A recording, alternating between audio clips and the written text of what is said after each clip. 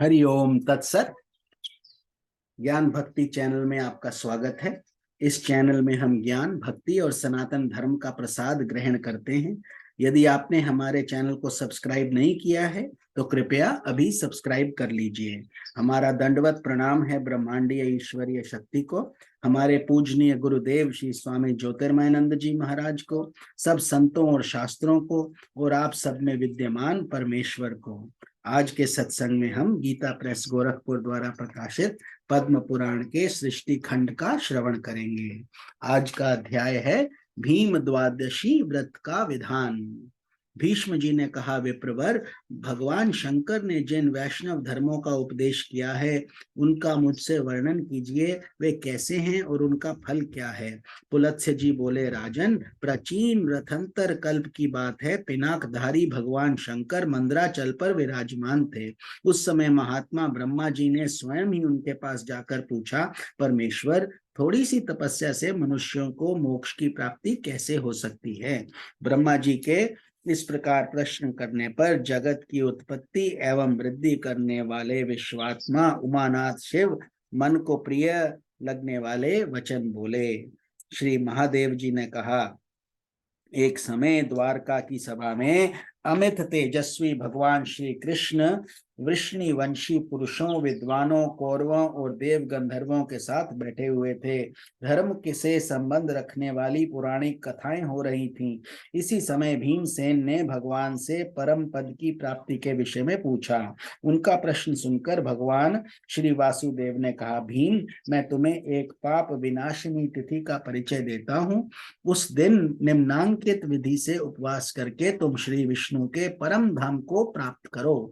जिस दिन माघ मास की दशमी तिथि आए उस दिन समस्त शरीर में घी लगाकर तिल मिश्रित जल से स्नान करें तथा ओम नमो नारायणाय इस मंत्र से भगवान श्री विष्णु का पूजन करें।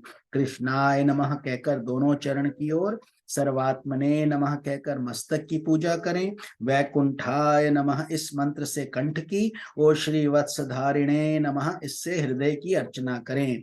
फिर शंखिने नमः, चक्रिणे नमः, गदिने नमः, वरदाये नमः तथा सर्वम नारायणाय, सब कुछ नारायण ही है, ऐसा कहकर आवाहन आदि से के क्रम से भगवान की पूजा करें। इसके बाद दामोदराय नमः कहकर उदर का, पंचजनाय नमः इस मंत्र से कमर का, सौभाग्यनाथाय नमः इससे दोनों जांघों का, भूतधारिणे नमः से दोनों घुटनों का, नीलाय नमः इस मंत्र से पिंडलियों का, घुटनों से नीचे के भाग का, और विश्व सृजय नमः इससे पुनः दोनों चरणों का पूजन करें।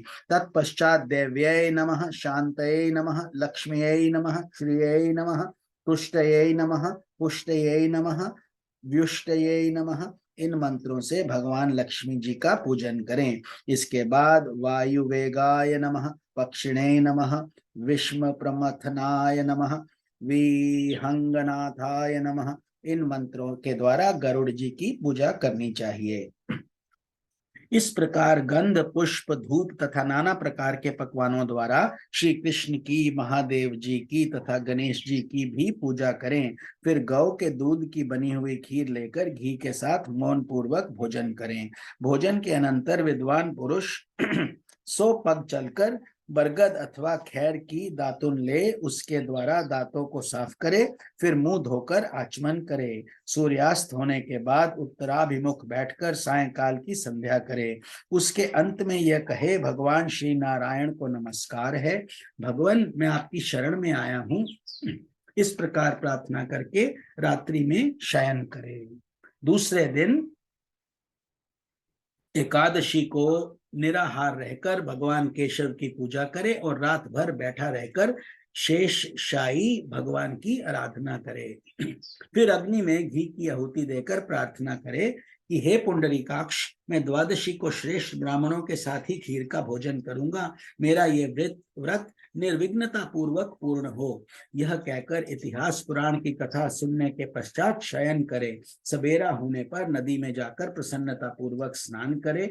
पाखंडियों के संसर्ग से दूर रहे। विधि पूर्वक संध्योपासन करके पितरों का तर्पण करे। फिर शेषशाही भगवान को प्रणाम करके घर के सामने भक्ति पूर्वक एक मंडप का निर्माण कराए। उसके भीतर 4 हाथ की सुंदर वेदी बनवाए। वेदी के ऊपर 10 हाथ का तोरण लगाए। फिर सदृश खंभों के आधार पर एक कलश रखे, उसमें नीचे की ओर उड़द के दाने के बराबर छेद कर दे। तदनंतर उसे जल से भरे और स्वयं उसके नीचे काला मृग चर्म बिछाकर बैठ जाए। कलश से गिरती हुई धारा को 7 रात अपने मस्तक पर धारण करे। वेद वेदता ब्राह्मणों ने धाराओं की अधिकता के अनुपात में फल में भी अधिकता बतलाई है। इसलिए व्रत करने वाले द्विज को चाहिए कि प्रयत्न पूर्वक उसे धारण करे। दक्षिण दिशा की ओर अर्धचंद्र के समान, पश्चिम की ओर गोल और उत्तर और पीपल के पत्ते की आकृति का मंडल बनाए। वैष्णव द्विज को मध्य में कमल के आकार का मंडल बनवाना चाहिए। पूर्व की ओर जो वेदी का स्थान है उसे दक्षिण और भी एक दूसरी वेदी बनाए। भगवान श्री विष्णु के ध्यान में तत्पर हो पूर्वोक्त जल की धारा को बराबर मस्तक पर धारण करता रहे। दूसरी वेदी भगवान की स्थापना के लिए हो, उसके ऊपर कर्णिका सहित कमल की आकृति बनाए और उसके मध्य भाग में भगवान पुरुषोत्तम को विराजमान करे। उनके निमित्त एक कुंड बनवाए जो हाथ भर लंबा, उतना ही चौड़ा और उतना ही गहरा हो। उसके ऊपर की किनारे पर 3 मेखलाएं बनवाए, उसमें यथास्थान योनि और मुख से चिन्ह बनवाए। तदनंतर ब्राह्मण कुंड में अग्नि प्रज्वलित करके जौ, घी और तिलों का श्री विष्णु संबंधी मंत्रों द्वारा हवन करे। इस प्रकार वहां विधि पूर्वक वैष्णव याग का संपादन करे। फिर कुंड के मध्य में यत्न पूर्वक घी की धारा गिराए। देवादिदेव भगवान के श्री विग्रह पर दूध की धारा छोड़े और अपने मस्तक पर पूर्वोक्त जल धारा को धारण करे। घी की धारा मटर की दाल के बराबर मोटी होनी चाहिए, परंतु दूध और जल की धारा को अपनी इच्छा के अनुसार मोटी या पतली किया जा सकता है। ये धाराएं रात भर अविच्छिन्न रूप से गिरती रहनी चाहिए। फिर जल से भरे हुए 13 कलशों की स्थापना करे। वे नाना प्रकार के भक्ष्य पदार्थों से युक्त और श्वेत वस्त्रों से अलंकृत होने चाहिए। उनके साथ चंदोवा, उदुम्बर पात्र तथा पंचरत्न का होना भी आवश्यक है।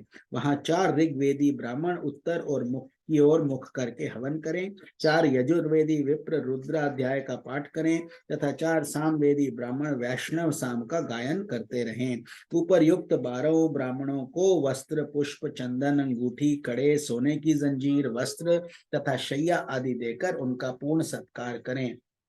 इस कार्य में धन की कृपणता न करें। इस प्रकार गीत और मांगलिक शब्दों के साथ रात्रि व्यतीत करें। उपाध्याय, आचार्य या पुरोहित को सब वस्तुएं अन्य ब्राह्मणों की अपेक्षा दूनी मात्रा में अर्पण करें। रात्रि के बाद जब निर्मल प्रभात का उदय हो तब शयन से उठकर नित्य कर्म के पश्चात 13 गौएं दान करनी चाहिए। उनके साथ की समस्त सामग्री सोने की होनी चाहिए। वे सब की सब दूध देने वाली और सुशीला हों। उनके सींग सोने से और खुर चांदी से मड़े हुए हों तथा उन सबको वस्त्र ओढ़ाकर चंदन से विभूषित किया गया हो। गौओं के साथ कांसी का दोहन पात्र भी होना चाहिए। गोदान के पश्चात ब्राह्मणों को भक्ति पूर्वक भक्ष्य भोज पदार्थों से तृप्त करके नाना प्रकार के वस्त्र दान करें। फिर स्वयं भी क्षार लवण से रहित अन्न का भोजन करके ब्राह्मणों को विदा करें।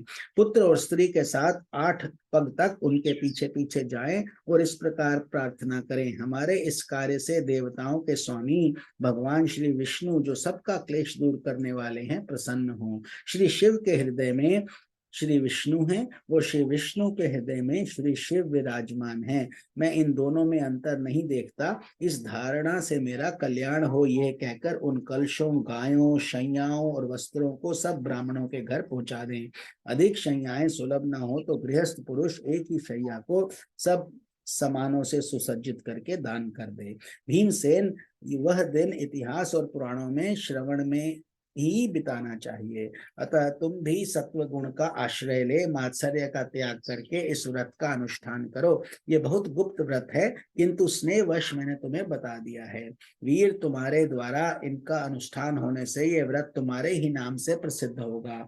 इसे लोग भीम द्वादशी कहेंगे। ये भीम द्वादशी सब पापों को हरने वाली और शुभ कारिणी होगी। प्राचीन कल्पों में इस व्रत को कल्याणी व्रत कहा जाता था। इसका स्मरण और कीर्तन मात्र करने से देवराज इंद्र का सारा पाप नष्ट हो गया है। इसी के अनुष्ठान से मेरी प्रिया सत्यभामा ने मुझे पति रूप में प्राप्त किया। इस कल्याणमयी तिथि को सूर्यदेव ने सहस्रों धाराओं से स्नान किया था, जिससे उन्हें तेजोमय शरीर की प्राप्ति हुई। इंद्रादि देवताओं तथा करोड़ों दैत्यों ने भी इस व्रत का अनुष्ठान किया है। यदि एक मुख में 10,000 करोड़ 1 खरब जीवाएं हों तो भी इसके फल का पूरा वर्णन नहीं किया जा सकता। श्री महादेव जी कहते हैं, ब्राह्मण, कलियुग के पापों को नष्ट करने वाली एवं अत्यंत फल प्रदान करने वाली इस कल्याणमयी तिथि की महिमा का वर्णन यादव राजकुमार भगवान श्री कृष्ण अपने श्रीमुख से करेंगे। जो इसके व्रत का अनुष्ठान करता है उसके नरक में पड़े हुए पितरों का भी उद्धार करने में समर्थ है। जो अत्यंत भक्ति के साथ इस कथा को सुनता तथा दूसरों के उपकार के लिए पढ़ता है, वे भगवान श्री विष्णु का भक्त और इंद्र का भी पूज्य होता है। पूर्व कल्प में जो माघ मास की द्वादशी परम पूजनीय कल्याणी तिथि के नाम से प्रसिद्ध थी, वही पांडुनंदन भीमसेन के व्रत करने पर अत्यंत पुण्यदायिनी भीम द्वादशी के नाम से प्रसिद्ध होगी। ओम नमो भगवते वासुदेवाय। आप सबको स्वामी निखिलानंद का प्रणाम। कल हम आदित्य शयन और रोहिणी चंद्र शयन व्रत, तड़ाग की प्रतिष्ठा, वृक्षारोपण की विधि तथा सौभाग्य शयन व्रत का वर्णन का श्रवण करेंगे। हरि ओम तत्सत।